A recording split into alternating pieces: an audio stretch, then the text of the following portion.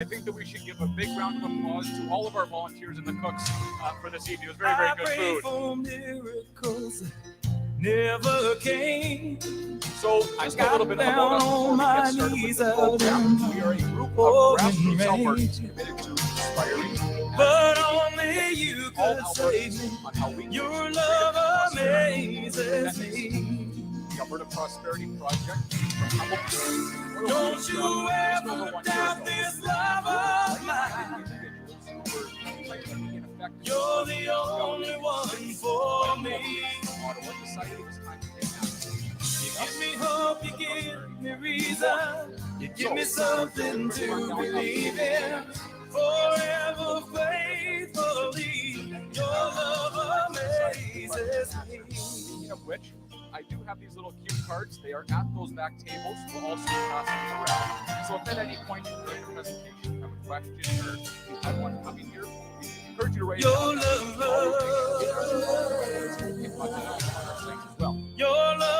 amazes that lovely tent back there that Tanner, myself, and some of our great volunteers had set up before. It was a little bit noisy before, but we made it. We made it work. That is our membership and our merchandise table. So we rely on the sales of memberships and merchandise. Events like this, but lovely time just meeting fellow Albertans, which we love to do. Now, to get the event started, our first guest is a resident of Edmonton. He's a recently retired 30-year heart and lung surgeon and critical care specialist. He has over 17 years of study in the medical field at the Universities of Alberta, McGill, and Stanford. He is known as the North American pioneer of heart and lung transplants, implementing the first heart and lung transplantation program in Western Canada, performing the first heart transplant in 1985, the first combined transplant of the heart and both lungs in 1986, and the success of his programs grew to be the largest and most successful in Canada and one of the largest programs in North America. He has been recognized with numerous awards for excellence in medicine and in community service. He's an exceptional community leader and a brilliant mind, and he has always advocated for the best overall health and well-being of the people. He is a key driver in this project as our CEO. And on top of all of that, he is an individual who has tremendous political influence in the eras of Premiers Hnidey, Klein, and Stelmach. He is here to talk to us today about Alberta's prosperity and freedom through independence. Ladies and gentlemen, Dr. Dennis Modry.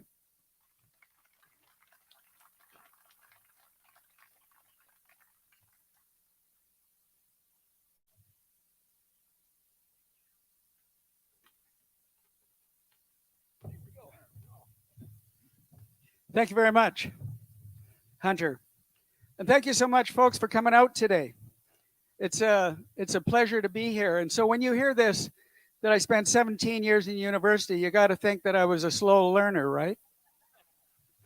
In any case, if my wife was here today, she'd say, be strong, not long. You can think about what else that might mean. But it does remind me of a comment made by the famous actress Elizabeth Taylor to her seventh husband. I won't keep you long. Now, I have to tell you where I heard that story about Elizabeth Taylor. It was from one of the favorite sons here in Lloydminster. So in 1999, there was a gentleman that came to me. He had a heart attack in his home in Scottsdale.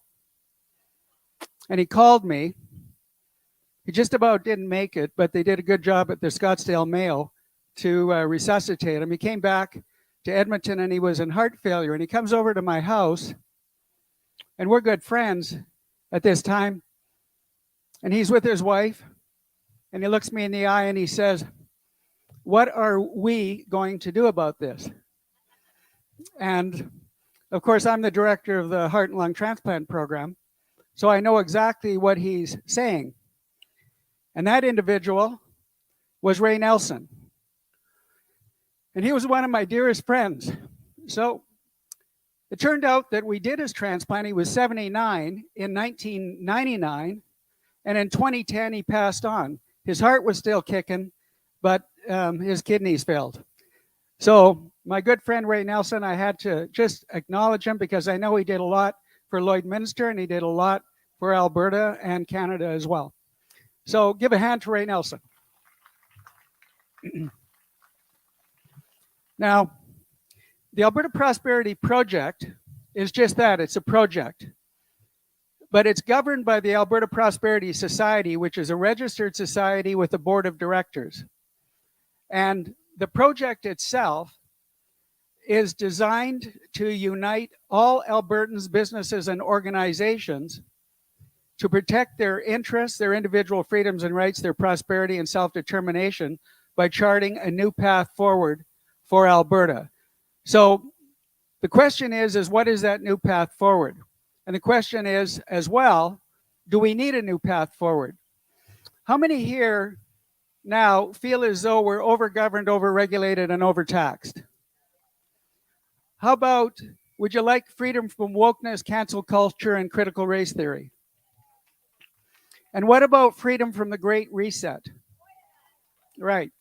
Well, I want to touch on the Great Reset because that's the do nothing option. If we do nothing, this is what's coming at us now like a freight train.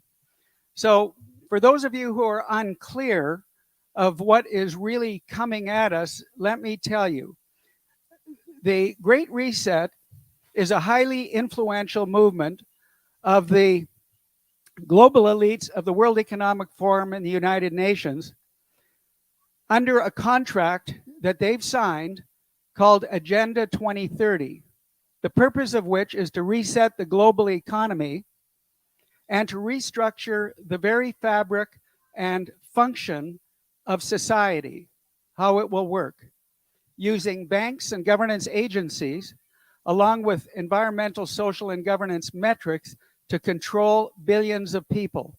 So this is the way it'll work. You'll be given a digital ID, and that digital ID will identify you wherever you are and will determine, it will allow the government to determine even when you're on the internet, exactly what you are looking at. So that's the digital ID. It follows with a programmable digital currency. And I say programmable, meaning that it can be programmed to disallow you to access your accounts. And we've already seen that experience for those of you who might have donated to the truckers. But it will also allow them to control what you buy, how much you buy, when you buy, and even if you can buy, and where you travel, how far you can travel, by what means you can travel, and whether you can travel or not at all. And the determination will be your ESG credit score, your environmental, social, and governance credit score.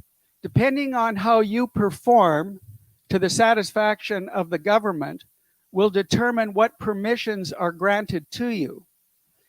And if you don't think that this is really coming down the pipe at us, it's already implemented in China.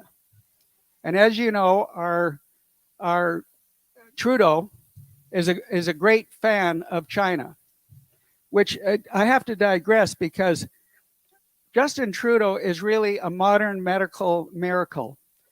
And I'll tell you why, because his father, who I don't have a lot of respect for either, at least had tremendous intelligence. And of course, when there's offspring, you pass on the genes from the parents to the offspring, and usually associated with those passing off those genes, a person is born with a heart and lungs and a liver and spleen. But in this case, he's the first person in the world to be born without a brain. Anyhow, and there's so much truth to that. So this environmental social governance credit score that is coming down the line right now is something that you have to seriously consider if we do nothing. Now, the digital ID is already being trialed here in Alberta, Saskatchewan, and a couple of other provinces. And that is the thin edge of the wedge. And it needs to be stopped. Because I can tell you this dystopian Orwellian future that we're facing is not something that you will want or your descendants will want. As Klaus Schwab, the founder and president of the World Economic Forum, has said, they will own nothing and be happy. Anybody here will be happy owning nothing? I don't think so. Similarly, I happen to be reviewing, and this is something that really bothered me a lot, because as a cardiac surgeon, I had the opportunity to operate on over 7,000 patients in my career and another 3,000 during my training experience. And so my whole purpose in life was to try to keep people alive and improve their quality of life. So this particular video clip from the World Economic Forum really disturbed me. And what the person was saying was this: we need to eliminate billions of people. They will find peace in the grave. Now, what kind of inhumanity is that coming from these people? And we see what else is going on with the restriction of, for example, fertilizer. We've seen what's going on with the Dutch right now, where land is being confiscated and they're told that they can't use fertilizer at all. And that's going to reduce crop outputs. In addition to reducing crop outputs, that means less revenue. And a lot of these people aren't going to be able to pay for their farms. That's coming here as well. So there's a tremendous amount of pushback that is required. Now, what's to replace agriculture and the beef industry, which is also targeted because, gee, guess what? Cows pass flatus, right? So you know, all of this climate change nonsense is really what has led to all of these draconian changes that are occurring. But as a result of squeezing our agricultural industry and our livestock industry, there is going to be mass starvation. And so what's coming? Well, as you know, or maybe some of you don't know, there's been for a number of years in southern Alberta a mealworm factory, generally created using mealworms to create pet food. But recently at the Calgary Stampede, there were serving mealworm hot dogs. So I don't know if that has much appeal to you folks. In London, Ontario, they've built the world's largest cricket factory to convert crickets to animal and human consumption. So this is the kind of thing that is coming with the Great Reset. And I want to give you a metaphor to think about. Consider ourselves as a canoe on the Niagara River, and it's floating towards, and you're all the inhabitants of that canoe, and we're floating towards the falls, and you can hear the rush of the falls at one point. At some point, you still have time to paddle to shore. At another point in time, it's going to be too late, and you're going over the falls into the abyss of the hell of the Great Reset. So I want you to think about that as a metaphor. And from a timing point of view, in 2030, this federal government has already mandated a 42% reduction in hydrocarbon output in this province. Jack Mintz, the chair of public policy at the University of Calgary, has stated ending our hydrocarbon industry in this province is going to result in a 1/3 reduction in the average income of Albertans. So we truly are facing an existential threat, not only to ourselves, but to our way of life, to our prosperity, to our economic well-being, if we do nothing. But I'm here to tell you that if we come together for common cause and do something amazing that's never been done before, we can actually save ourselves, save this province, and be an example for other provinces in this country and other regions of the world of what the backbone is of real Albertans. How many people here are over 50? Raise your hand. Great. You folks are the ones that, and your forefathers are the ones that built this province. Why? Because you had a work ethic. You had a can-do attitude. You had an entrepreneurial spirit. And that's what this province is all about. And that's what we need to galvanize as a force to resist what is coming. And we can do it. Now, how many people here, because the two options that we have are to fix Alberta's circumstances within Confederation or to chart a new path forward as an independent sovereign nation. How many people here would like Alberta to remain in Confederation but with control of our affairs? Raise your hand. Okay, great. I like to see people raise their hand for this one because it allows an explanation. How many people here think that it's possible to fix Alberta's circumstances within Confederation? Raise your hand. A few people. Okay. So why this is important is because for those of you who think that it's possible, and for those of you who don't think it's possible, you both need to hear this message so that you can share it. So let's consider fixing Alberta's circumstances within Confederation, and we will use ending equalization as a metaphor for fixing all problems that we are currently facing in Canada as a member of the Canadian Confederation. So, and we're going to look at ending equalization and think about ending equalization the same as, for example, getting out from under Bill C-69, Bill C-48, the pipeline ban and the tanker ban. Think of it in terms of getting control of federal taxation. Think of it in terms of getting control of our healthcare system. Because I don't know if you know, there was a great study that was done, reported on November the 2nd of this past year.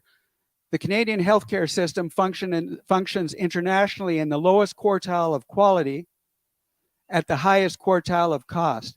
And so for any of you who have been waiting months or years to get into the healthcare system, you'll understand exactly what I'm talking about. Anyhow, let's look at ending equalization as a metaphor for fixing Alberta's circumstances in Confederation. And we'll start with looking at it through history. So many of you probably don't know that the fix was in 1904. Now, we became a province September 1, 1905. But the fix was in 1904 because the person who brought Alberta and Saskatchewan into Confederation was a guy by the name of Clifford Sifton. He was the Minister of the Interior in the Liberal government of Sir Wilfrid Laurier. But what he said in 1904 is important to understand so that you understand why we are in the dilemma that we are now. So what he said in 1904 was these words, and I quote, "We desire, and all Canadian patriots desire." In 1904, Canadian patriots were those people living in the regions of Quebec and Ontario. So we desire, and all Canadian patriots desire, that the great trade of the prairies is Alberta's wealth, the great trade of the prairies shall go to enrich our people in the East, to build up our factories and our places of work, and in every legitimate way contribute to our prosperity.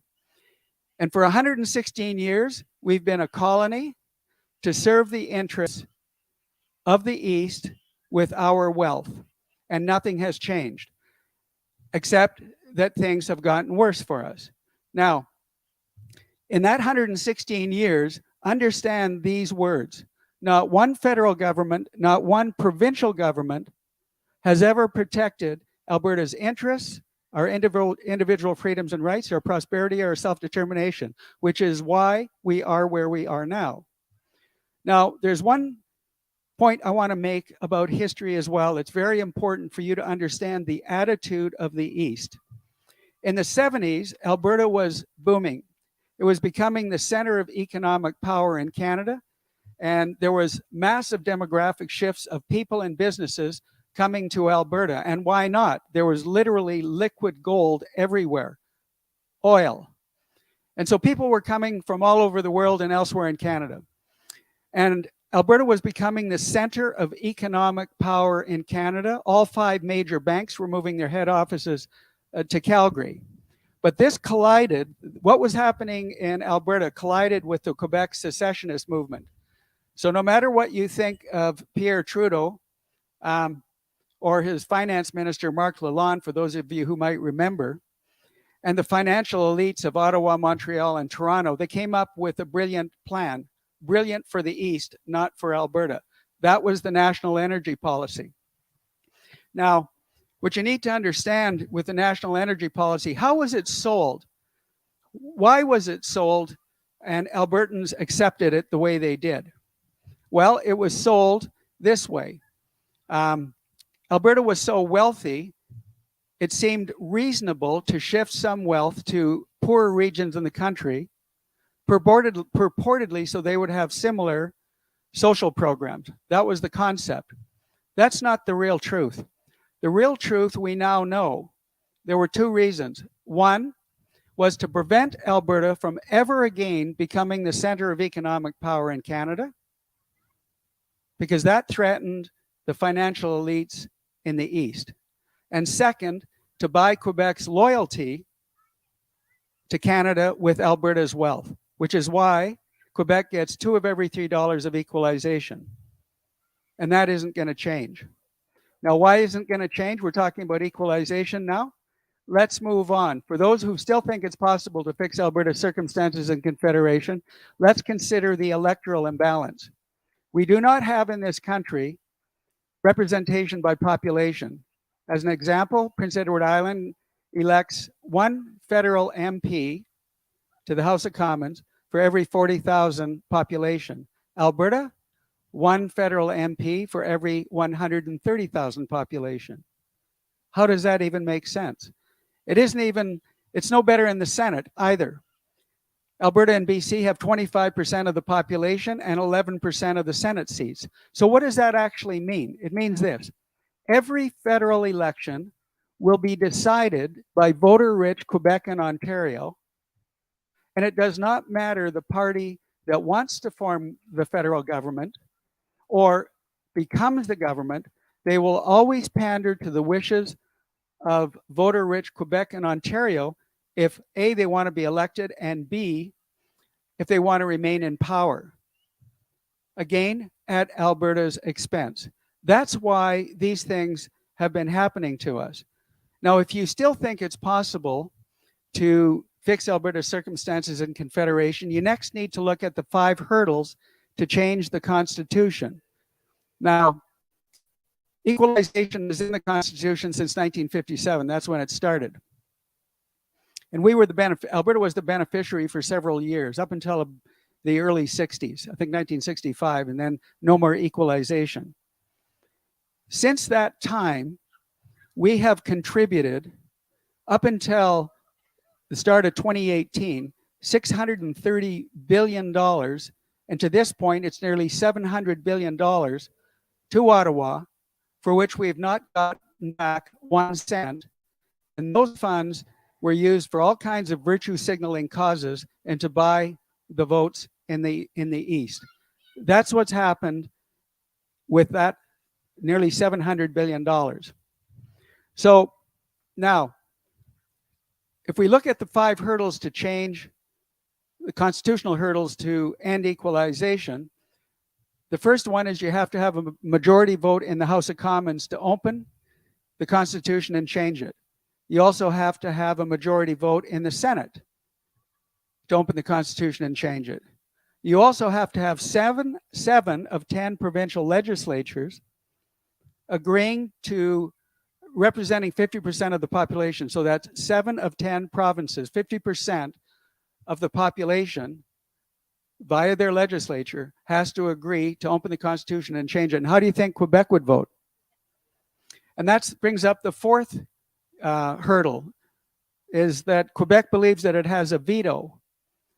And it very likely has, even though it did not sign the 1982 Constitution Act. And why do I say that? Because several weeks ago, they passed into law via the Quebec legislature, Bill 96. And Bill 96 overrides the Canadian Constitution and abridges minority language rights in Quebec. And the federal government is not going to do anything about it. They're not going to challenge it. So therefore, ipso facto, they do have a veto. And that brings up the 5th hurdle. If there are constitutional battles, which would definitely occur between Alberta and Ottawa, those battles will be adjudicated by the Supreme Court. Now, if you understand how the Supreme Court is constructed, with 9 justices, all appointed from the Prime Minister's office, 3 are from Ontario, 3 from Quebec, 1 from the Maritimes, and 2 from all of Western Canada. So anytime there's a constitutional issue that comes up, you can be sure that the Supreme Court will side not with Alberta or Saskatchewan, but with Eastern Canada. Why do we know that? Well, look at what happened with what the Supreme Court did by overriding the Constitution to approve and agree with the federal government about a carbon tax. That again was overriding the Constitution. Plus, there have been two attempts to change the Constitution in the past. One was the Charlottetown Accord, and the other was the Meech Lake Accord, and they both failed. So the probability of fixing Alberta's circumstances in Confederation, opening the Constitution and change it, right now are virtually nil. Now, what about Alberta becoming an independent, sovereign constitutional republic? That too is difficult right now. But actually, folks, it's in your control. And I'll tell you why in a second. First of all, I want to pose a question. How many people would like the next provincial government to be in a position of strength to negotiate with Ottawa to protect your interests, your individual freedoms, rights, prosperity, and self-determination? How many people would like that? Okay. How many people would be willing to give the next provincial government a mandate to protect your individual freedoms, rights, prosperity, and self-determination? Okay. Because if you're willing to give them a mandate, that means that you would be willing to support a referendum on independence, because there is nothing else that will permit the next provincial government to negotiate on your behalf from a position of strength. That's why what we are educating people about is to understand that it is in your control. If you give the next government that mandate, then it can do its job, but it's never been able to do it hitherto this time. Now, how would this work? For example, let me explain. So the next provincial government that is elected, whichever one it is, over the subsequent 2 years, so between May of 2023 and roughly May of 2025, the provincial government takes control of that which it can legally. And what is that? It can take control of policing and end the Crown-controlled RCMP. So it can take control of policing, pensions, which can be dramatically increased. I don't know if you pensioners out there know that we overfund the pension plan by $3 billion a year, but that would immediately come back to you. So we can take control of policing, pensions, immigration, employment insurance, and provincial tax collection. The beauty of taking control of provincial tax collection is it sets the stage for taking control of federal tax collection. And as you know, the golden rule, he who has the gold rules. Would you not rather have the gold here to be spent how you want it to be spent, rather than giving it to Ottawa and on bended knee getting it back? And you only get back a part of it anyhow. I don't know if you know this, but we give $60 billion a year in federal taxes to the federal government. That's the level that we're taxed. Between $55 and $60 billion every year in federal taxation. We get back 27. So think of what we can do with $30 to $33 billion in terms of improving everybody's quality of life, reducing taxation, for example. There's even the possibility, ladies and gentlemen, to end property tax. That's how much wealth we have in this province if we only retained it. So in that first 2 years of taking control, 18 to 24 months, taking control of those 5 things, the provincial government also embarks on trying to negotiate with Ottawa, but right now, the provincial government still would be in a position of weakness, but it's trying to take control of the collection of federal taxes. It's trying to get control of the development and transport of its natural resources. It's trying to end equalization. It's trying to get out from under the oppression of the Canada Health Act. In so doing, and failing to achieve any of those objectives, because that will be the outcome, then the provincial government is proving to you the intransigence of Ottawa to allow you to have your own wealth to use it as you want. So that sets the stage beautifully for a referendum on independence. Meanwhile, in that first 2 years, well, what is the Alberta Prosperity Project doing? Why can we control the outcome of the 2023 election? And here's the answer to that.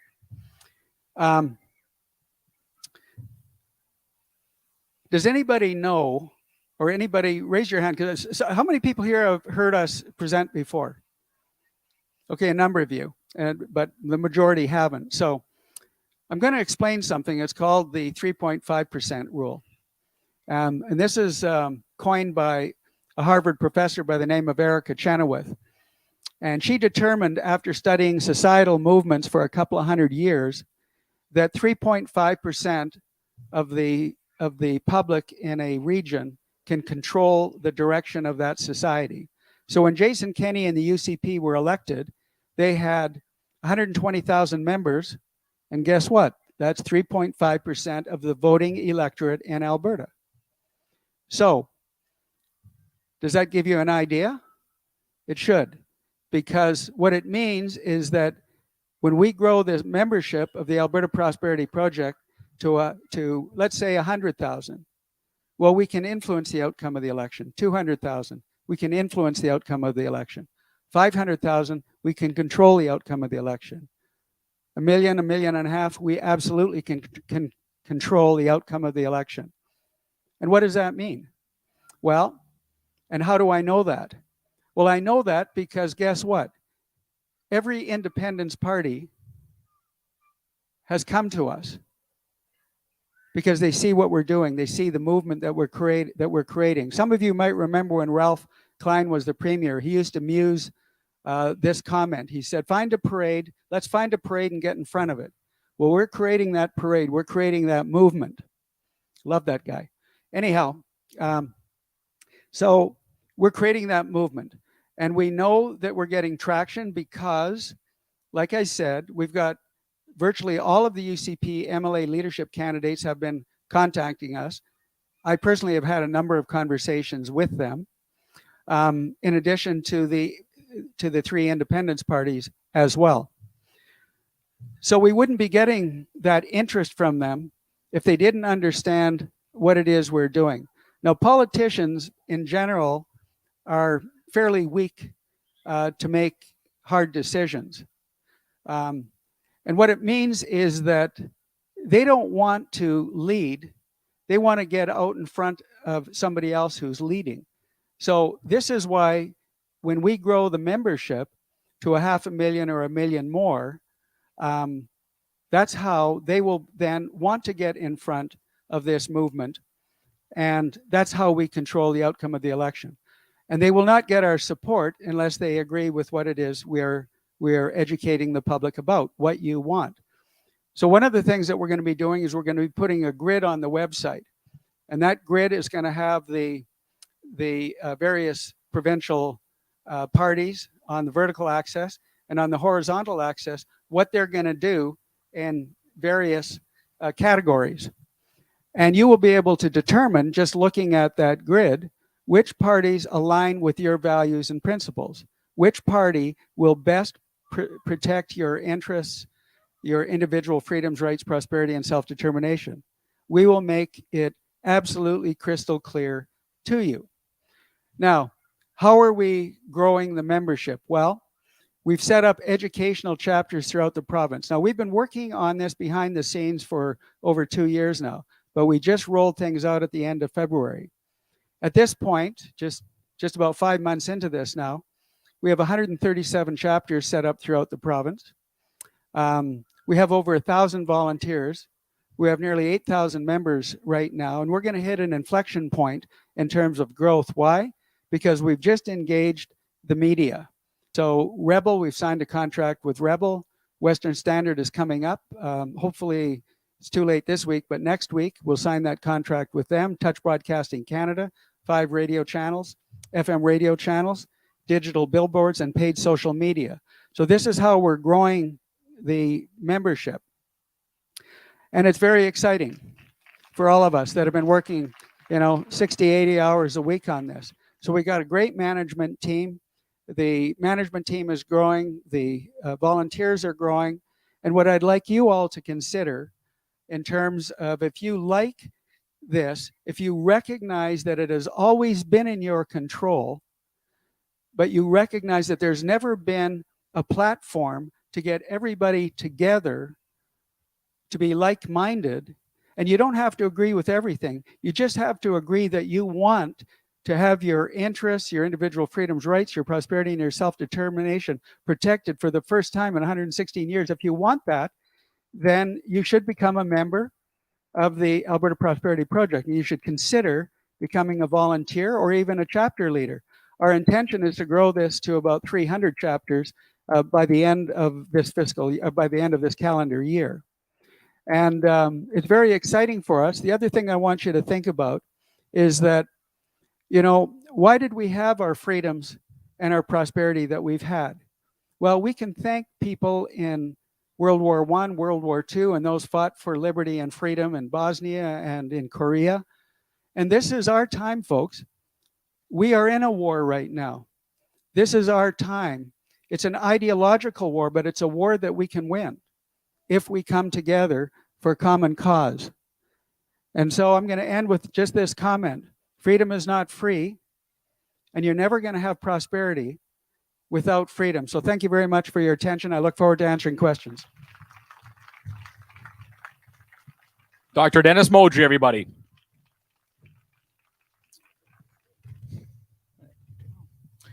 And now for our next presenter. He is from Lloydminster, Alberta. He's a brilliant, smart. Sorry, Tanner, your writing is a little messy, so I'm unable to read the other words that you described yourself as, but he is an industrial organization economist and published author. He's a speaker, a commentator on political and ethical issues, and has studied under some of Canada's foremost economists. With his keen interest, wit, and bright mind, he offers so much perspective to the Alberta Prosperity Project, and he's here today to demonstrate the many merits and benefits of a free and prosperous Alberta. He is currently co-hosting weekly podcasts with myself in our efforts to spread the APP message far and wide about a free and prosperous Alberta. He is currently the acting vice president of economics, as well as the co-leader for our youth chapter. He cares deeply about the state that Alberta finds herself in and about how intrusively our governments meddle in our economy in order to facilitate our ruin. Here with an economic forecast for the independent nation of Alberta, my brother, Mr. Tanner Hnidey.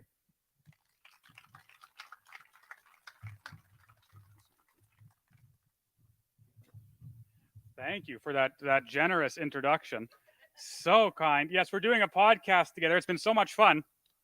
And you can hear more of Hunter's digs at me on the podcast if you'd like. So always a pleasure to be back in Lloyd. I love coming home. It's so nice to come back after a trip and enjoy the people that I grew up with. Today, my talk is on gasoline and oil. Because as you know, the essence of attack upon our oil and gas sector is siege and slow starvation. Government knows that our savings are drying up, and they know those savings cannot be replenished in time to counter the effects of these unsustainable fuel prices. So I was cruising to Okotoks the other day. I was speaking down there in the south, and I decided to stop for some fuel. And so I pull up to the pump, and as I was met with the pumps, there before me was a stable full of cars, a long line. And I was met with yet another ominous prophecy warning us, if we're apathetic, if we're stagnant, and if we do nothing, of what is coming. When it was my turn to fill, I turned off the truck and I read the sign on the pump that said, quote, 87 and 89 gasoline temporarily unavailable. Sorry for any inconvenience. And I realized at that moment that this dreadful phenomenon, empty hoses, empty tanks, is merely an appetizer of what the near future holds for us, where ghost gasoline pumps are more common than operational ones. And even if those pumps never evaporate, even if they're never dry, for all intents and purposes, they might as well be, considering fuel prices, already insane, will soon summit to such levels that we'll be forced to choose between feeding our family and driving our cars. And the question is whether you can do the former without the latter. And in cruel irony, right, the eco-radical, the politician, this neo-Marxist that's infiltrated and invaded government actually has the audacity to lie to you and to me and proclaim they're working so hard to reduce the cost of fuel at present. Our bureaucrats attend grand functions. They fly their private planes and promenade in massive motor parades to prestigious and pompous ceremonies where they dine and they socialize and they spread speeches and they come away with the thought and the declaration, behold, the whole world has to emancipate itself from oil, starting with my country first. So they hammer us with carbon taxes. They hammer us with regulations and restrictions. No more gasoline, no more diesel, no more combustion cars, they say, as they advance for the abolition of oil by 2030, 2050, while simultaneously and facetiously promising, as I mentioned before, that they're working right now to solve the problem of high gas prices. Sorry, I don't believe you.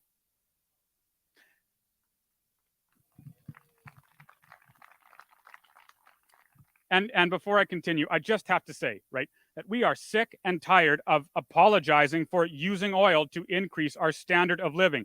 We drill for oil and we're told that we're dirty. We use oil and we're shunned and we're told that we should be ashamed. We produce critical goods and services that everyone needs using oil's energy, and then we're told that we're killing the planet. No more. We're not ashamed of our oil. We're not ashamed of our usage of oil. And we are not going to apologize for producing, selling, and consuming oil in our province of Alberta. But, you can go even farther than that.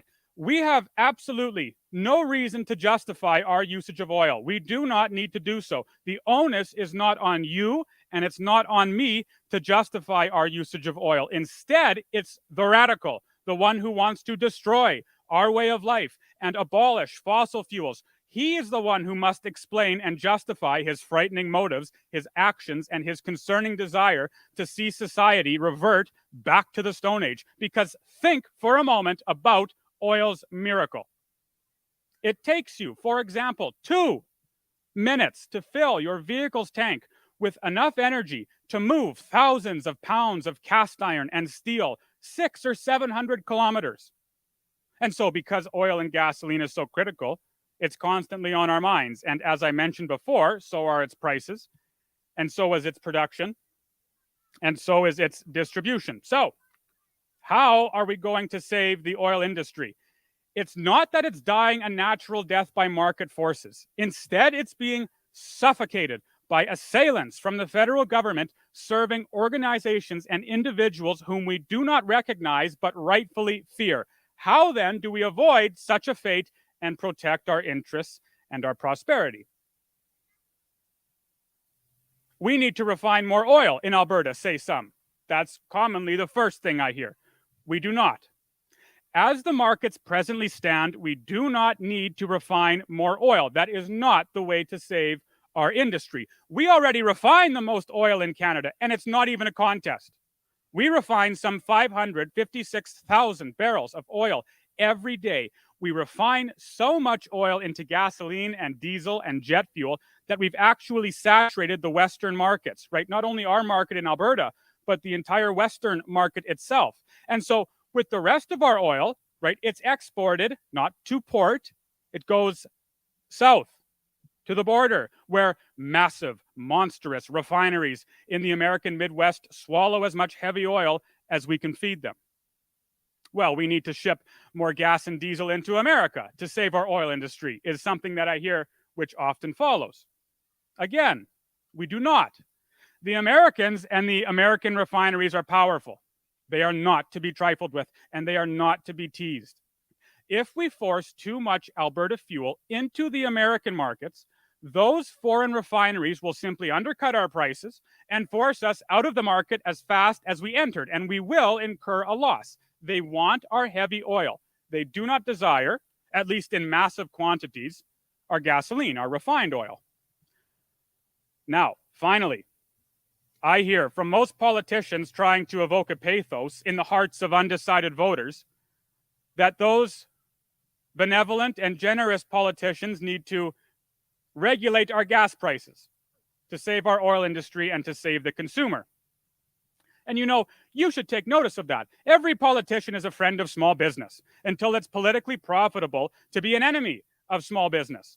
All year long, bureaucrats shower praise and adoration onto small business and their prodigious and humble work ethic, like those at the gas pumps. But when it becomes vogue to blame those same businesses for the troubles of society, the political party capitalizes on the opportunity. Nevertheless, the question is, do fuel pumps gouge? Are they gouging us right now?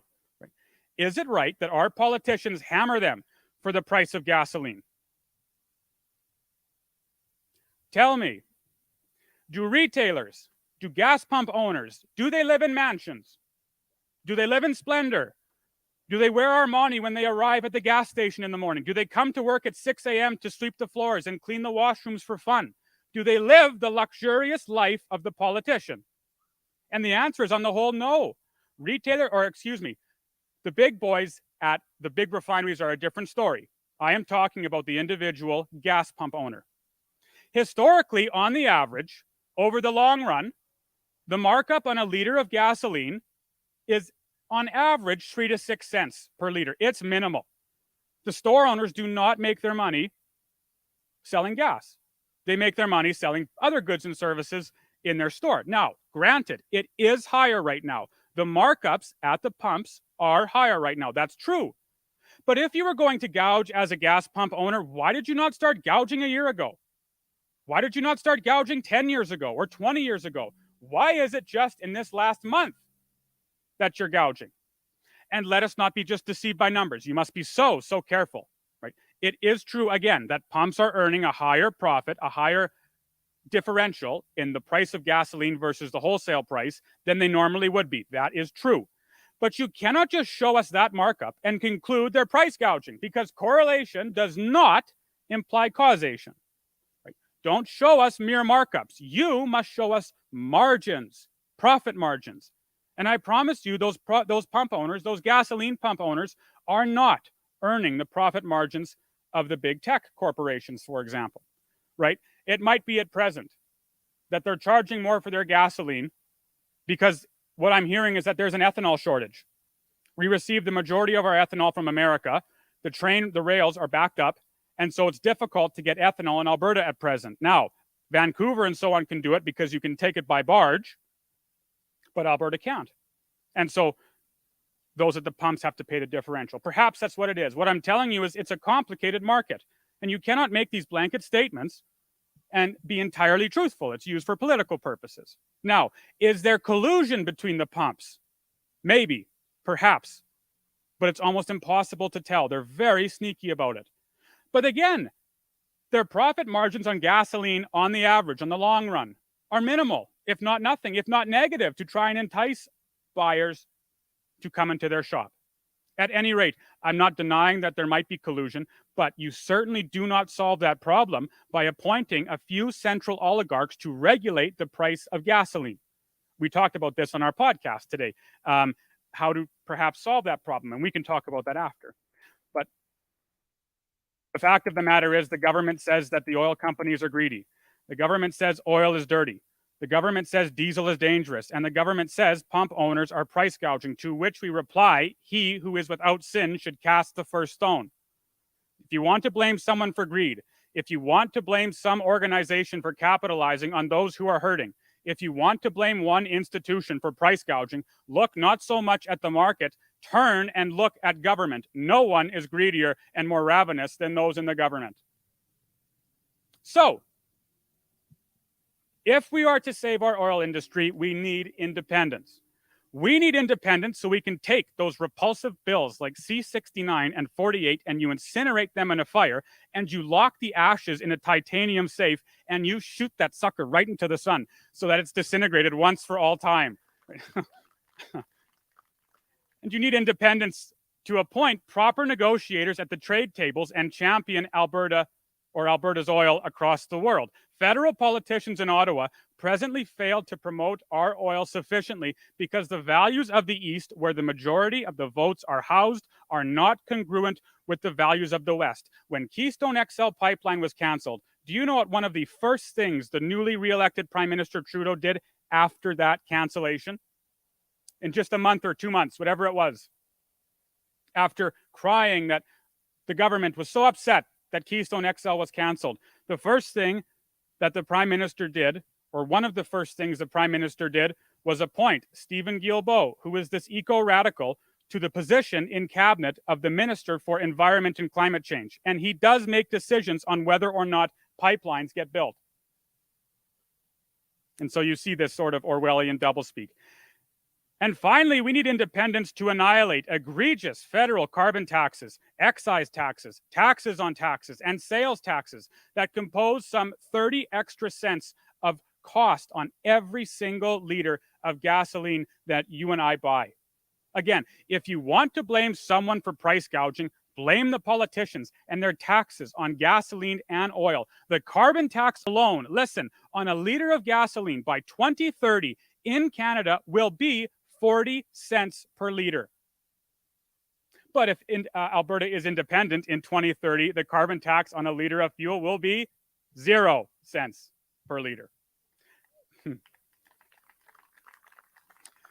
I dread the day Ottawa controls our natural resources to a total extent. And make no mistake, that day is coming, and it's not far distant.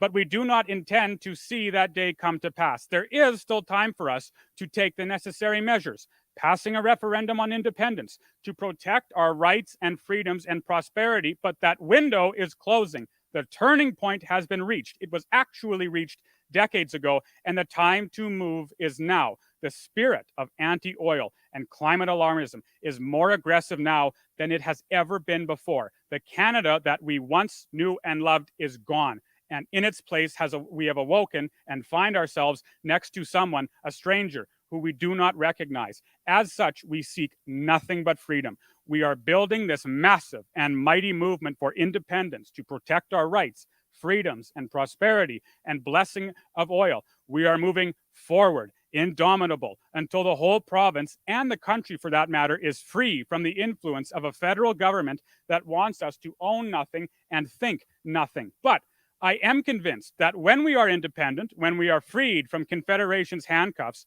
when we are able to produce and transport our oil as we actually should, and when we are protected from the invasion of government into our private lives, Alberta will be a strong and prosperous nation. And yes, with the elimination of carbon taxes, the abolition of government, intervention in the petroleum markets, for example, and the creation of a new regulatory system that is stable, predictable, and nonpartisan, our oil will be enjoyed and not despised. Our oil workers will be appreciated and not demonized, and the province itself shall enter into a new age where we are prosperous and sovereign and strong and free. Thank you.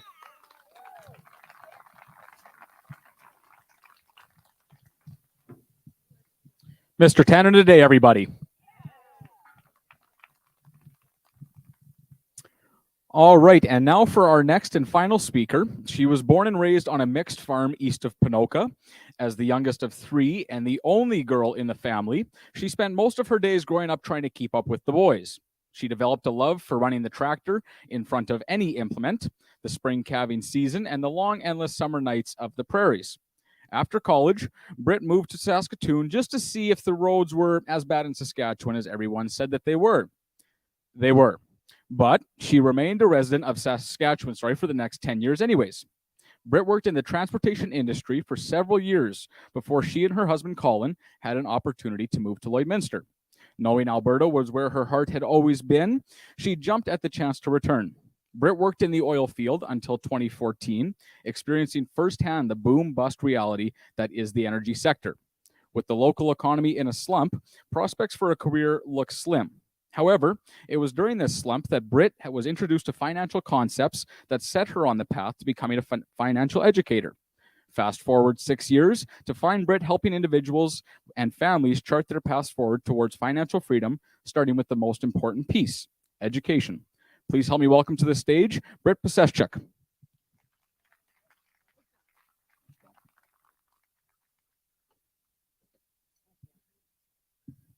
Thank you for the lovely introduction. It's so good to see so many people out here tonight. It is a lovely Thursday night, and There's a dozen things people could be doing in our short summers. So thank you for showing up. It's really heartwarming. So I'm a bit of a different presenter. I like to start off with a joke, but I'm not the greatest at delivery. So forgive me for reading this joke. I'm not the funny one in the family. It's my brother's influence that told me to tell a couple of jokes tonight. So Dan was a single guy living at home with his father and working in the family business. His sick father told Dan that he was going to inherit the business and a fortune, but he wanted to see Dan get married and settled before he passed on. So one evening, Dan went to a financial planning seminar. It was given by the most beautiful woman he had ever seen. She was bright and personable to boot. Dan fell in love at first sight. He told her, "I may look pretty ordinary, but my father will probably die soon, and I will inherit the family business and a large fortune."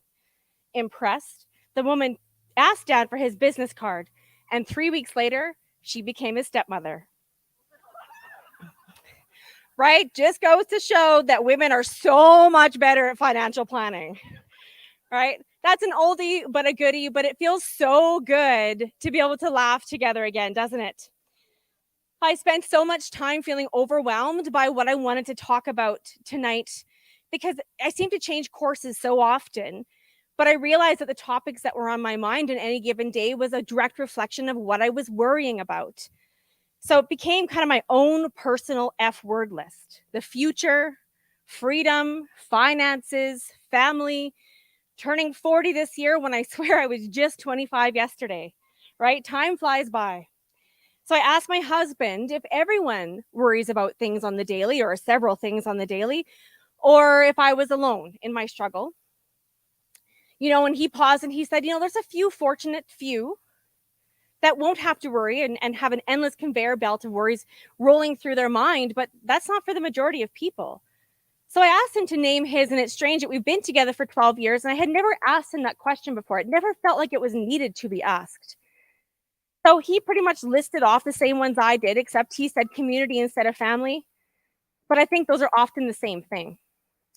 I would wager a bet that most of you here today have similar worries to that of me and my husband. And it's a really tough slog mentally carrying these worries around with us. But how are we supposed not to worry, right? Worry is a thief of joy and happiness in our lives, but how are we not supposed to worry?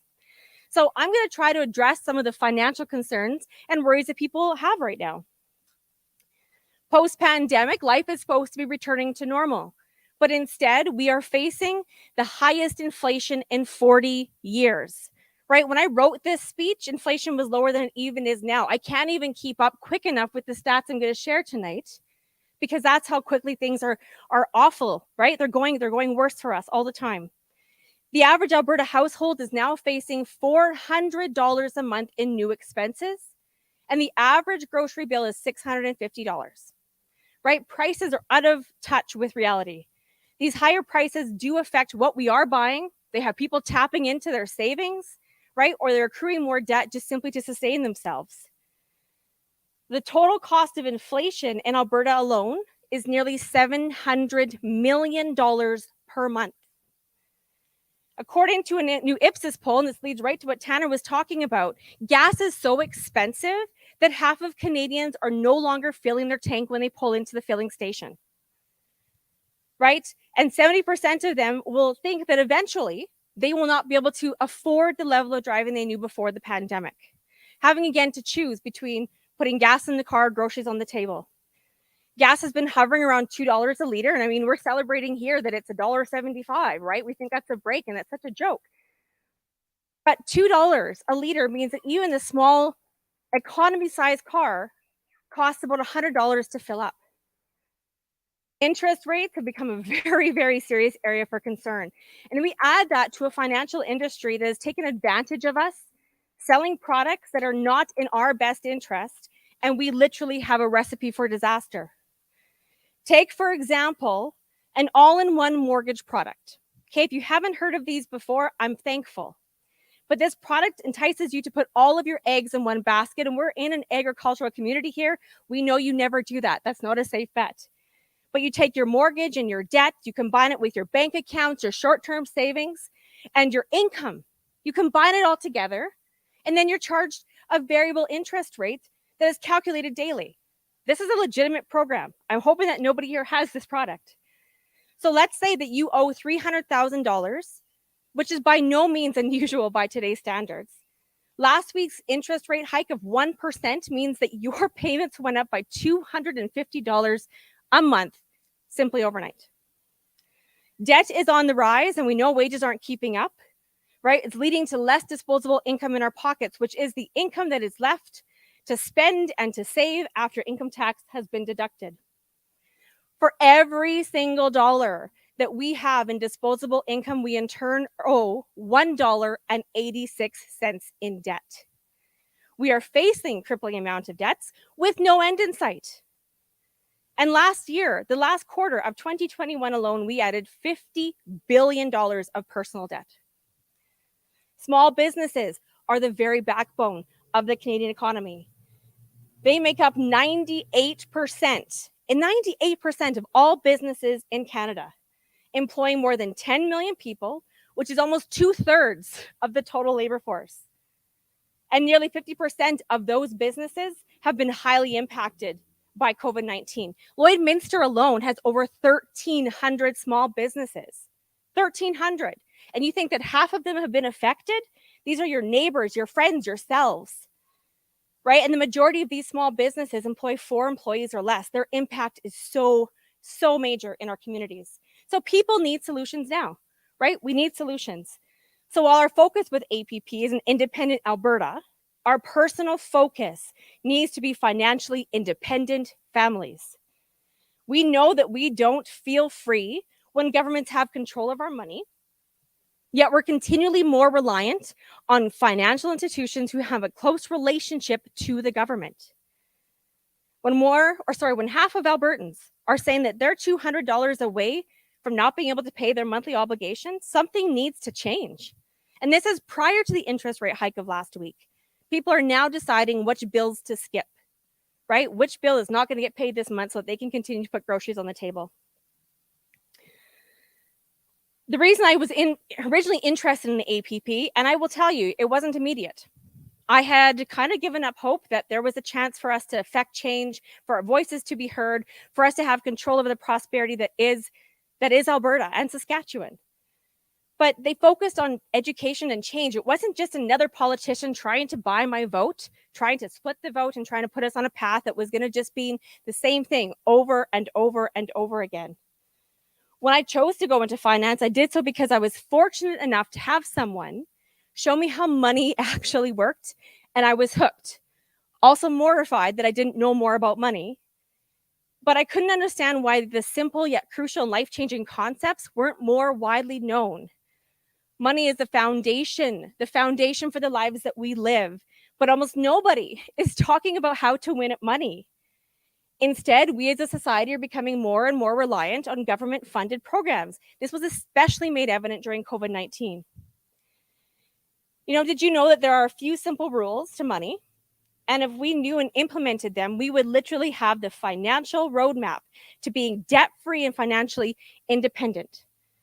Right? That sounds like a far cry from the stats that I just shared. And that's the infuriating part. There was no reason for us to be in the current financial state of affairs that we're in, but there was also no good reason for the financial institutions, banks, and insurance companies to teach us how money works, because it would cut into their profit margins.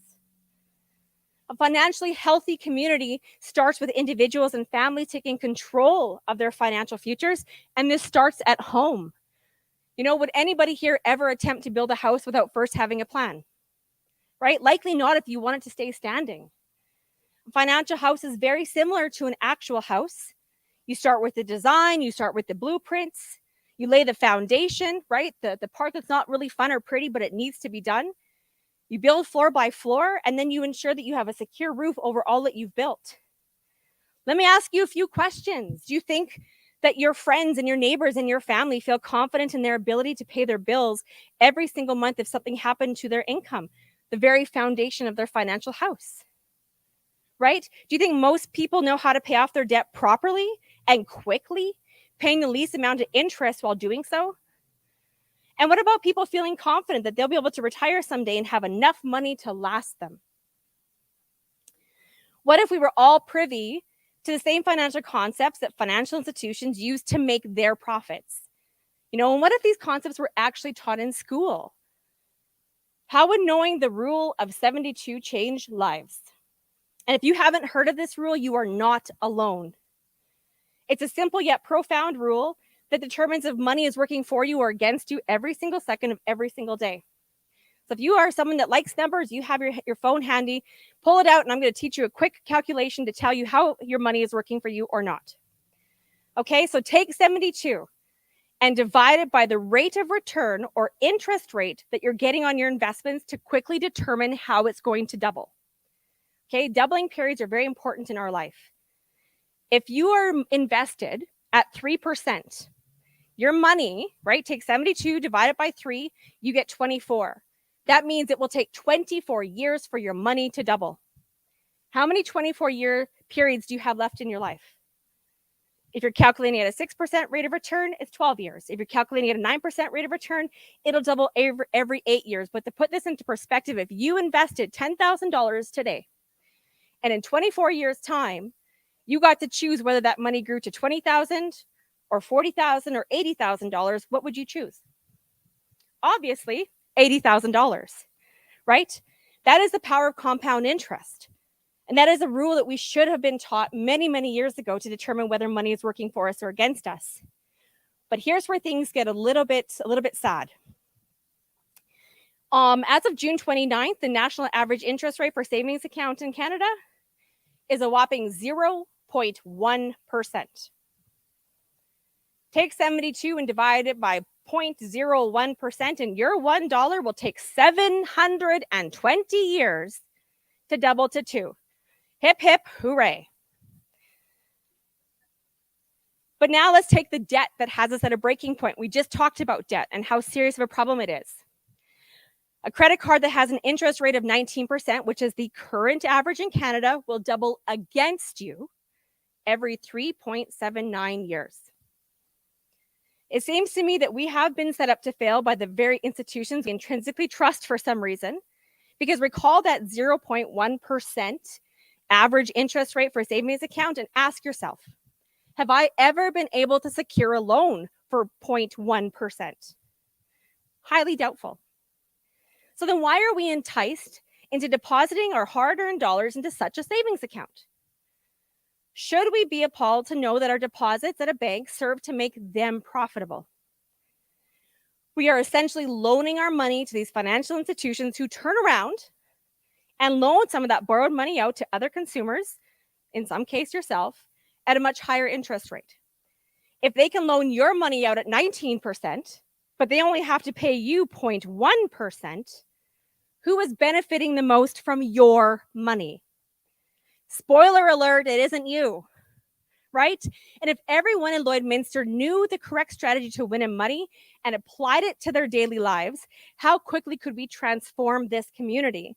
And how quickly would it spread to the rest of Alberta and Saskatchewan and beyond? We all know people who were forced to make a decision about their health and body to ensure that they still had an income to support their families. But what if that family had been debt-free and had an emergency fund in place 2 or 3 years ago? How different would the pandemic have affected them? I truly believe that we need hope now more than ever, right? And that is what drew my husband and I to the APP, was the fact that they were not preaching anything but hope for people just like us. We need to feel positive about our futures and the futures of our children and grandchildren, and we need to protect our future generations. The APP is leveling the playing field so we have a chance to lead happy and prosperous lives free from government interference. And being an education-based project means we get the facts without smoke and mirrors and without those empty promises made by those just looking to get our vote. It means we have a chance to affect actual change. Most people don't plan to fail. They fail to plan. And unfortunately, many people now live reactive lives, trying their best just to keep their heads above water. The APP is seeking financial independence for the province of Alberta for people just like us. And it runs parallel to my message of financial independence for families. So let's create a future in which both are a reality. Now, to finish off with a joke that is for my agricultural family here. There's two sisters, one blonde and one brunette. You know it's gonna be a great joke already. They inherit the family ranch, but unfortunately, after just a few years, they are in financial trouble. So in order to keep the bank from repossessing their ranch, they need to purchase a bull from a stockyard in a faraway town so that they can breed their own stock. But they only have $600 left. Upon leaving, the brunette tells her sister, "When I get there, if I decide to buy the bull, I'll contact you to drive out after me and haul it home." So the brunette arrives at the stockyard. She inspects the bull, decides that she wants to buy it. The man tells her that he'll sell it to her, but for $599 and no less. After paying him, she drives to the nearest town to send her sister a telegram to tell her the news. She walks into the telegraph office and says, "I want to sell a telegram to my sister telling her that I bought the bull for our ranch and I need her to hitch the trailer to our pickup truck and drive out here so we can haul it home." The telegraph operator explains he'll be glad to help her, but adds it's just 99 cents a word. Well, after paying for the bull, the brunette only has $1 left. She realizes that she'll only be able to send her sister one word. After a few minutes of thinking, she nods and says, "I want you to send her the word comfortable." The operator shakes his head. "Well, how is she ever going to know that you want her to hitch the trailer to your pickup truck and drive out here to haul the bull home back to your ranch if you just send her the word comfortable?" The brunette explains, "My sister's blonde. The word is big. She'll read it very slowly. Come for da bull." Thank you.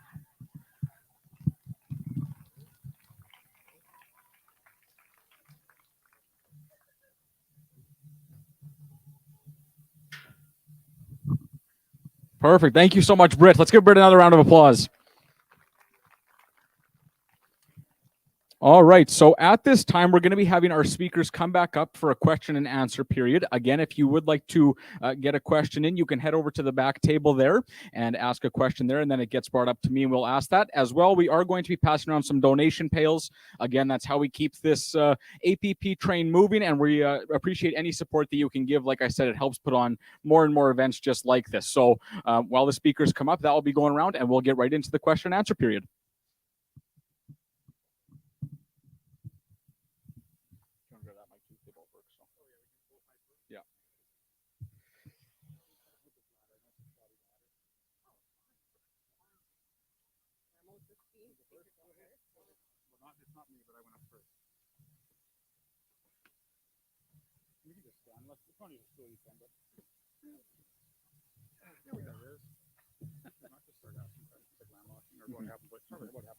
Yeah. You guys want to go on that side or what? Oh yeah, sure. Yeah. Okay. Okay. That works. There we go. They're gonna think they're gonna think I know the answers.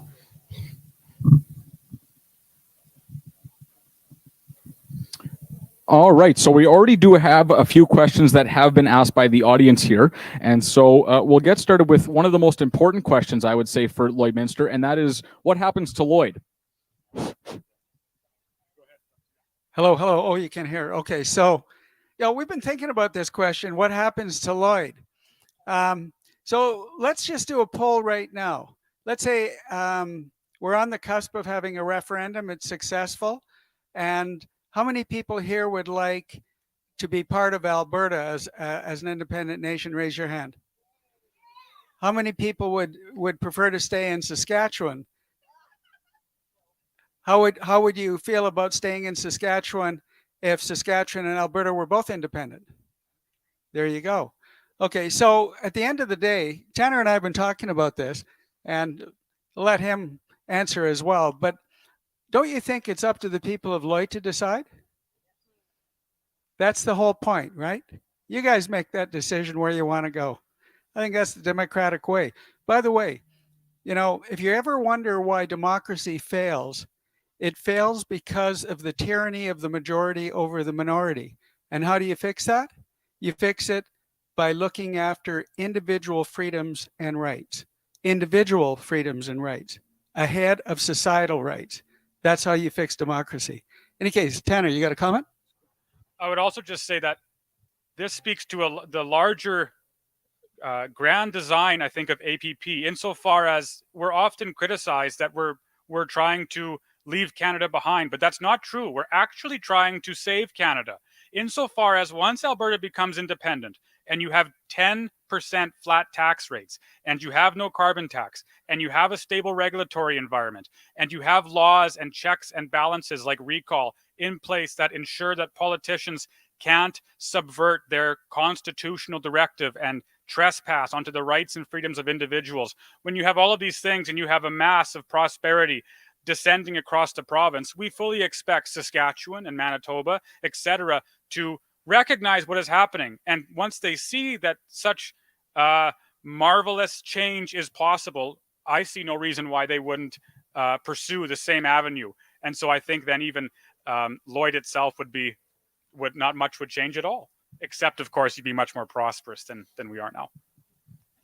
Yeah, and by the way, Northern BC, they want an energy corridor right to Tidewater. So guess who they're aligned with? Right, Alberta. And the Clarity Act allows not just for provinces to leave Canada, but regions within provinces to secede as well. Perfect. Yeah, and that ties in nicely actually to the next question that we've got, and that is obviously with Lloyd being a heavy oil and gas and agriculture sector, what happens to our resources? Are we not going to be landlocked? Want to start off? I can start in you. Okay, we usually do a tandem on this, so I'll see what he forgets and then I'll add. That's true. Well, our trade would become much better than it is now, insofar as it's not so much that we're landlocked, we're policy locked at present. When you think about it, we live in an literally under or on top of an ocean of oil and other resource, right? Canada has the third largest proven oil reserves in the world. Alberta has 98% of those proven reserves. And you never hear that on the mainstream news, you know. You never hear that, but it's true. We have 98% of Canada's total proven oil reserves, which remains at third largest in the world. But it's disingenuous, and it's false, actually, to say that that oil is shipped to port. It's not. Where does that oil go? South. It goes south to the border, where, as I mentioned in my speech, those massive American refineries swallow as much oil as they can handle because they need it. They're working day and night to try and meet the energy demand in America. But as I mentioned, at present, we do not have proper negotiators negotiating with the Americans for transport of our oil. You and I both know that with, for example, Bill C-69, it's impossible to build a pipeline or other energy projects to begin with, for that matter. And so we're hampered and we have to sell our oil at a discount because it goes by rail or it goes by some other inefficient method instead of going by pipeline. Not only so, a lot of it goes to the Midwest, true, but it should be going farther south. It should be going to the Gulf Coast, to Texas, because that's where the largest market in the world is for our type of oil, our heavy oil. We want to ship it south. But nonetheless, would we be landlocked? Well, as Dr. Modry mentioned, the difference between what we have now versus what you would have in an independent Alberta is that for the first time in your history, you would have leverage. What I mean to say is if Canada was playing rough, Alberta could play rough too. And if they were engaging in some sort of nefarious backdoor deals to try and keep Alberta's prosperity suffocated, well, then you could turn off the taps, which is significant considering that the Vancouver airport solely relies on Alberta oil for fuel, and Montreal refines some 200,000 plus barrels of oil every day. Toronto, it's the same thing. The refineries in America, it's the same thing, right? We ship 3.8 million barrels of oil every day to America, plus the oil that we ship to other places in Canada. And so turning off the taps by even 10%, let alone totally cutting it off, is a serious and credible threat and would certainly get Canada's attention. But suppose even after that, we couldn't get to port because you do need it, right? We ship a lot of canola. We ship a lot of commodity out of that Vancouver port, to be specific.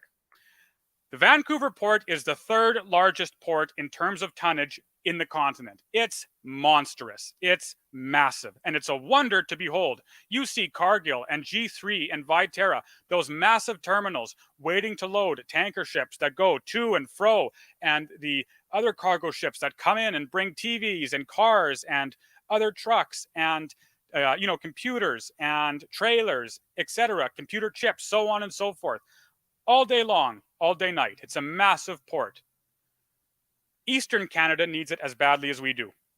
Ontario, Quebec, Manitoba, Saskatchewan, all of the provinces require that Vancouver port if they're to operate as efficiently as possible. So, if Canada was denying our access to port, why couldn't we say to them, fine, we're putting a tariff on every single good that passes through our province, whether it's going to or from the Vancouver port. And if that still doesn't get your attention, then we wouldn't allow one single good to go to the Vancouver port or head from the Vancouver port to the Eastern Bloc until they gave us access. That is applause worthy, yes. Because you see, for the first time, as I mentioned in our history, you would have negotiating leverage. You would be able to determine your own destiny. And lastly, I might quickly mention that I don't think this will occur. I don't see any reason for it to. You have a 6 to 12 month period of negotiation before independence with the federal government. But if you had to close in, you could do it. Alberta has the economic power to do it.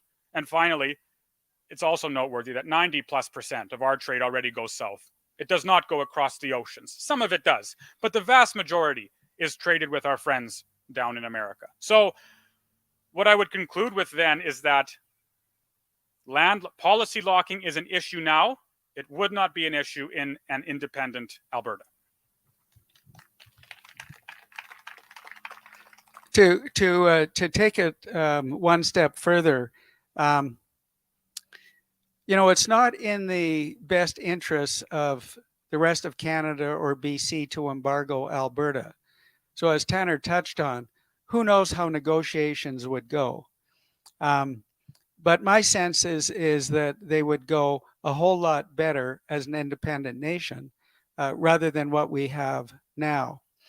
And there's one other thing, it's one thing to block entirely the passage of goods and services across our borders, which would be in our control, but you can also block flyovers as well. You can also block the transport of services and people across our borders as well. So again, we would have leverage to do all of those sorts of things. And right now we have no leverage, but a referendum on independence will give us the leverage that we need. Perfect. There we go. This one here starts off with, does Britt have any more jokes? And further from that, we've got, what exactly would happen to our money system? Would we still have a currency, or what is the best way to handle that situation? I can start when you come out. Yeah, I got a joke. He'll do the hard stuff. I got a joke. No, yeah. Start with the joke. Do you want to start with the joke? I'll start, and then you can. So, with the currency, would you have your own currency? Yes. You look at the Canadian currency at present, and it's bad. It's very, very bad. You have a central group of bureaucrats that can and have controlled the money supply. Thereby, by increasing its supply, you lower its value. By decreasing its supply, you increase its value. But as you see, they have dropped us into this terror where we don't know tomorrow what the value of money is going to be. We have a good guess, which is it's low, and it is low, but you have to change that system. What we're proposing, no matter what, and I'll just be brief, there are a variety of ways to do this, but at the heart of APP's policy is a few central politicians cannot have a monopoly on the money supply. Politicians cannot be allowed to meddle in the currency. It cannot be, or they cannot be allowed to dictate for themselves and therefore for the country what the currency should be valued at, how much we should be printing, and whether or not they can plunge their hands into your bank accounts and mine to either freeze the assets, freeze the savings, or who knows, lock you out of the system altogether. And so, just in the interest of time, I won't discuss it in detail today. It's on our website. You can read, and there's longer articles that detail some of the ideas that we're trying to pursue, perhaps currency competition, enshrining things in the Constitution, et cetera, gold standard. I'm a proponent of a gold standard myself, but et cetera, et cetera. The point remains, you would have a new currency. I think we should call it Ralph Bucks. And I like that name. And it would be a currency where the politician does not have the ability to manipulate it at his or her will. That's the issue that needs to be changed. You have one thing. Before the joke, virtually overnight as an independent nation with their own currency, we would become the #1 GDP per capita nation in the world. There's no question about that. We've talked to the captains of industry in the energy sector who agree with us, but they don't seem to have the courage to really do very much about it, because if you think about it, the Canadian Association of Petroleum Producers, CAP, if you think about what they've done, it's virtually nothing to protect their own interests. So we'll protect it for them. Perfect. And before I give you my wonderful joke, something that I'm just thinking about here is that people who work with financial planners end up with 4 times more wealth than those who don't. So my point being, find somebody who cares about you, cares about your circumstance, care about the legacy that you want to create, who's going to point you in the right direction, that isn't going to sell you debt out of one side of their mouth and then tell you what's best for your finances on the other side of their mouth, right? If someone's making a profit off of you, you have to question their motives. So find someone that you trust. It starts with education, so you are informed and you make empowered decisions, and then go from there. So a young man was sent off to war. And upon arriving at this war zone, they were handing out guns. He's in line and he's watching everybody in front of him, all the other soldiers receive their guns. And by the time that he gets to the point where he should be handed his gun, there's none left. So panicked, he says, well, what do I do? What do I do? And the commander says to him, well, just go out there and just point your gun at, and bangity, bang, bang, bang. What do you mean? What's that? Just go. You have to go. You have to go. This is a direct order. So this poor soldier follows the battalion in front of him. They all have weapons. And he's scared. And he's like, what am I going to do? He's almost going to hang back far enough and I'll be okay. But sure enough, it's not much longer later that all of a sudden there's a gentleman coming over the field. It's an enemy coming over a hill at him. And he's got a real gun. So terrified, the young soldier says, well, I got no choice. Aims his pretend gun and says, bangity, bang, bang, bang. And wouldn't you know it, the enemy fell. Well, that must have been a fluke. That must have been a stray bullet. But he feels a little more confident. And sure enough, more enemy comes over the hill. Bangity, bang, bang, bang. Bangity, bang, bang, bang. And they're dropping like flies. And this is amazing. I'm never going to run out of ammunition. In the distance, there's the enemy coming at him. He lines up. And now he's a little more self-assured and a little more casual. Bangity, bang, bang, bang. Nothing. The soldier, the enemy, keeps coming. He keeps shooting, bangity, bang, bang, bang. But the enemy now is upon him. And as the enemy flattens him, he hears, tankety, tank, tank, tank. Good one. There we go. I wasn't expecting that, but I did like it. That's yes. And we'll do one more question here. And like I said, any questions that didn't get answered, we will answer on our website as well. But this one here kind of deals with just how do we ensure that the things that have happened to Canadians and Albertans doesn't happen again with regards to restrictions, inflation going out of control, and how do we make sure that our politicians are held accountable once again? Well, Tanner and Al both answered that. I'll answer it from the accountability perspective. If you look at the website, the bylaws that we've drafted are the most robust you'll ever see. They fundamentally hold the elected officials and bureaucrats immediately accountable if they don't carry out the mission for which they were responsible for carrying out. And so that doesn't exist in any party's bylaws right now. The UCP tried to, and they did implement some very soft recall bylaws, but the hurdles to actually recall somebody make it pretty much impossible to be effective. The other thing is that in talking with our 2 constitutional lawyers, we came up with another idea, and that was that when we have 500,000 or more members, that we can control the outcome of the election, and the parties want to get in front of our movement, what we can say to them is, here's the contract that you have to sign for our members' support, which also will hold them accountable. This is something that's never been done before, but both of our constitutional lawyers feel as though this is a real possibility. So those are a couple of things that we would do to make it clear that the politicians work for you and not the other way around. And so for the first time, you would be in control. Doesn't that sound like a good idea? here's an example of how it could work. So, for example, let's say the government was floating a spending bill, and that spending bill would result in taxes going up. Well, in order to pass a spending bill, in which case your taxes would go up, there would have to be a referendum on it, and the people would have to support that sort of a spending bill. In which case, if they supported it, once the project was completed, then the taxes go back down again. That's what a lot of the US states do.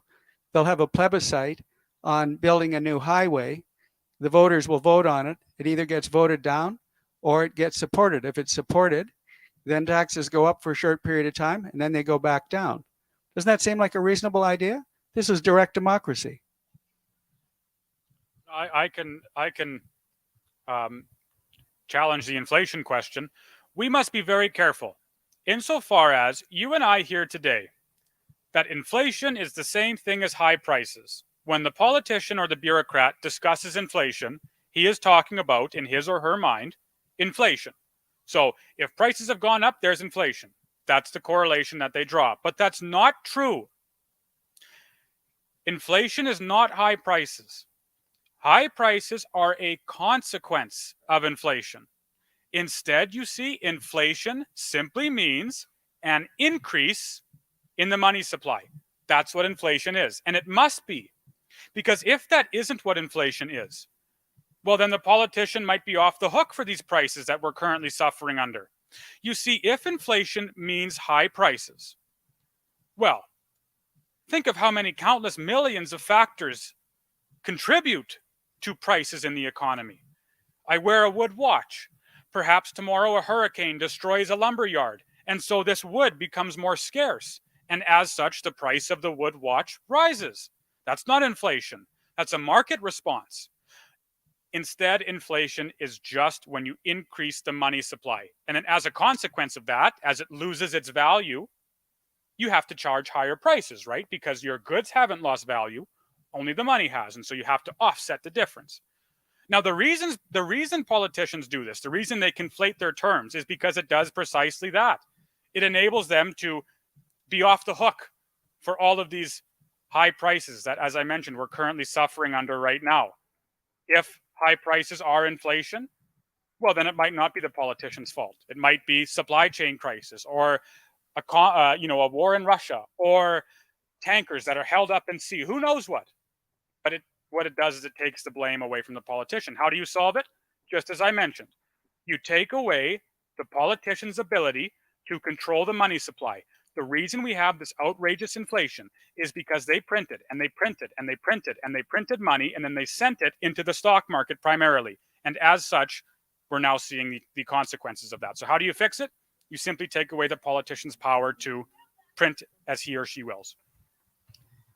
Tanner, I think you'd agree as well, wouldn't you, that when politicians run amok and they do the sort of things that they're doing now, such as restricting fertilizer use, which creates fewer agricultural products, that's, scarcity increases the price, right?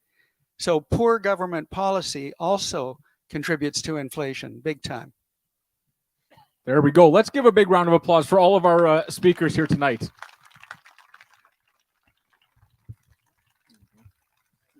Yeah. So with that said, just quickly on behalf of the Alberta Prosperity Project, I just want to thank everybody so much for coming out to our event here in Lloyd. If you liked what you heard, we ask that you do becoming part of this project and this movement by becoming a member. Again, the membership table is just at that back tent there. It's also that you can get your merchandise or consider a donation if that is possible for you.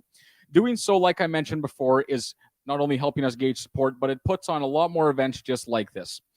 That's why we work so tirelessly to organize this event. It's because we care truly about each and every Albertan and seeing freedom and prosperity. We need as many individuals on board as possible. So like I said, go check out the membership table. Ask some more questions if you've got them. Thank you, Lloydminster. It was great having this event here. Have a great evening.